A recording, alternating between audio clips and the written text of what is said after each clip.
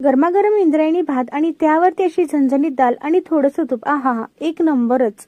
तर परवा मी शिल्लक राहिलेल्या डाळीची रेसिपी शेअर केली ना, त्यावरती मला इतक्या कमेंट्स आलत्या की तुमच्या डाळीची रेसिपी शेअर करा। तर चला तुम्हाला आज सांगली आणि सांगलीच्या आसपास खेड्यागावात कशी डाळ बनते ते सांगते।